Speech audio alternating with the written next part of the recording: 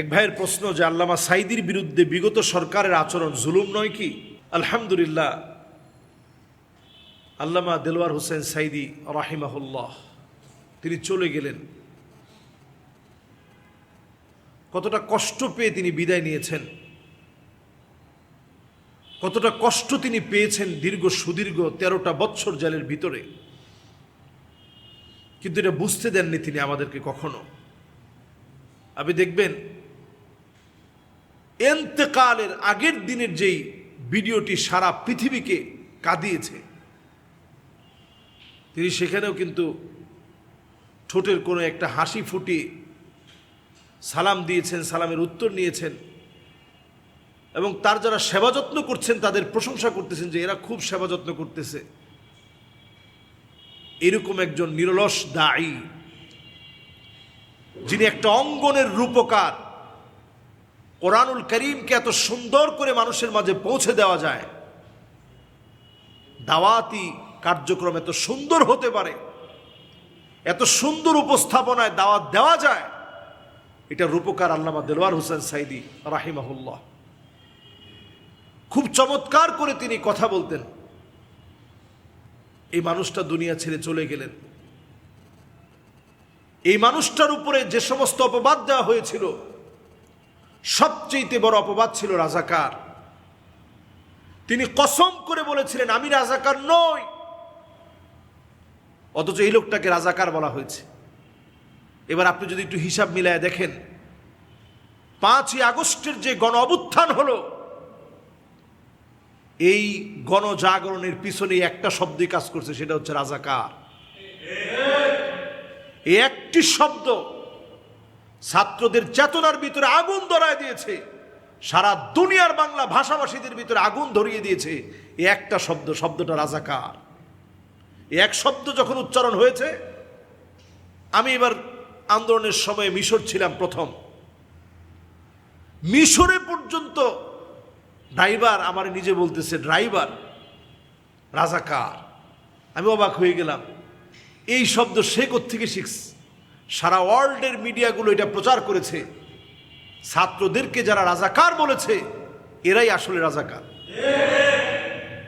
এজন্য এই একখান শব্দ, যেই শব্দ দিয়ে আলেমদেরকে কষ্ট দেওয়া হয়েছে, দাড়িওয়ালা টুপিওয়ালা মানুষকে যারা কষ্ট দিয়েছে এই শব্দটা দিয়ে, যে এরা চেতনা বিরোধী, এরা রাজাকার, এই একটি শব্দ দিয়ে আলেমদেরকে কষ্ট দেওয়া হতো। কিছু হলেই বলতো রাজাকারের বাচ্চা, কিছু হলেই বলতো এরা রাজাকার। এই একটি শব্দ জপতে জপতে যখন জপাটা বেশি হয়ে গেছে, আল্লাহ তাআলা এই শব্দ দিয়ে ধরে ফেলছে। সমস্ত শিক্ষাঙ্গনে প্রতিবাদ হয়েছে এবং তারা নিজেরা বলছে আমি কে, তুমি কে, রাজাকার রাজাকার। এটা সারা পৃথিবীর স্লোগান হয়ে গেছে। আপনি সৌদি আরবের কিছু ভিডিও দেখবেন, দোকানের ভিতরে যে মানুষটা আরবি জানে, আরবি বলতে পারে, বাংলা বলতে পারে না, সে পর্যন্ত এটা স্লোগান দিচ্ছে। কেন? কারণ এই শব্দটা আল্লাহর কাছে এতটা ঘৃণিত হয়ে গেছে। এই ঘৃণিত শব্দটা ছিল তাদের মুখ থেকে বলা আমাদের জন্য সবচেয়ে বড় গালি। কিন্তু এই গালিটা এত বড় পাওয়ারফুল হবে তারা জানে না, এটা তাদের পতনের কারণ হবে তারা জানে না। এটা ছিল হুজুরের প্রতি তাদের সবচেয়ে বড় জুলম। এমন একটা মানুষকে তারা রাজাকার সাজিয়েছে, তাকে লুটেরা দর্শনকারী সাজিয়েছে। 13টা বৎসর ওনাকে জেলে রাখা হয়েছে। যে সমস্ত ব্যক্তি ওনার ব্যাপারে এই বিচারগুলো করেছে, আজকে আপনি তাদের দিকে তাকায় দেখেন, তারা লাঞ্ছিত, অপমানিত, অপদস্থ। তাদের মৃত্যুর পরে ইন্না লিল্লাহ বলার মতো লোক খুঁজে পাওয়া যায় না। এজন্য আলেম ওলামা আমাদের কাছে বড় আপন, বড় সম্পদ। আমরা হারিয়ে ফেলেছি এদেশের রণতুর্যবাদক, রণবীর, একজন ইসলামের জাগরুক ব্যক্তিকে আমরা হারিয়ে ফেলেছি। আর একটা বছর যদি উনি বাঁচতেন, আজকের দিনটা উনি দেখতে পেতেন। জুলুমের নিঃশেষ কিভাবে হয়, জালেম কিভাবে অপদস্থ লাঞ্ছিত হয়, তিনি 2টা চোখ দিয়ে দেখে যেতে পারতেন। আল্লাহর ফয়সালা বড়ই সুন্দর, আল্লাহ তাআলা যেভাবে চান সেভাবেই হয়। ওই যে জালেমরা জুলুম করবে, ওনার মৃত্যু নিয়েও প্রহসন করবে, ওনাকে মৃত্যুর দিকে ঢেলে দিবে, মৃত্যুর দিকে ওনাকে ধাবিত করবে। এই পুরো কাজটাই যে একটা বিপ্লবের কাজ করবে। আল্লাহ রাব্বুল আলামিনের ফয়সালা বড় কঠিন, বড় বাস্তব। উনি চলে গেছেন, ওনার রেখে যাওয়া কর্মগুলো এখনো আছে। উনি মানুষের কাছে স্মরণীয় হয়ে আছেন। মানুষ এখন শোক দিবস বাদ দিয়ে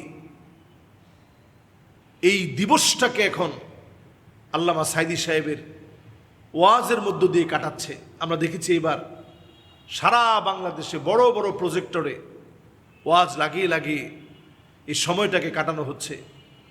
14 আগস্টে সারা বাংলাদেশে মানুষ ওয়াজ শুনেছে, বাসায় ওয়াজ শুনেছে, মোবাইলে ওয়াজ শুনেছে, প্রজেক্টরে ওয়াজ চালিয়ে রেখেছে।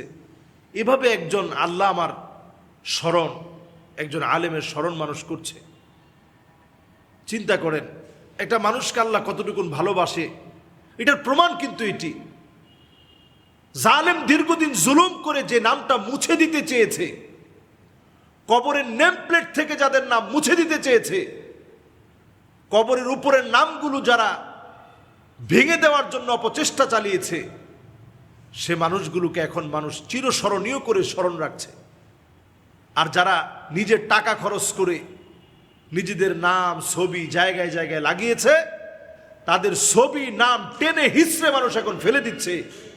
এটাই প্রমাণ আল্লাহ যে সম্মান দিতে চান ওই সম্মান কেউ ছিনিয়ে নিতে পারে না।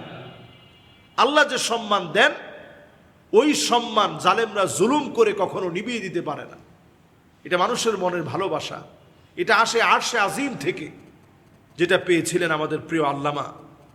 জুলুমের শেষ ছিল না, কিন্তু জালেমরা ওনার নামকে নিশ্চিহ্ন করতে পারে নাই। আল্লাহ রাব্বুল আলামিন বিশ্বময় ছড়িয়ে দিয়েছে।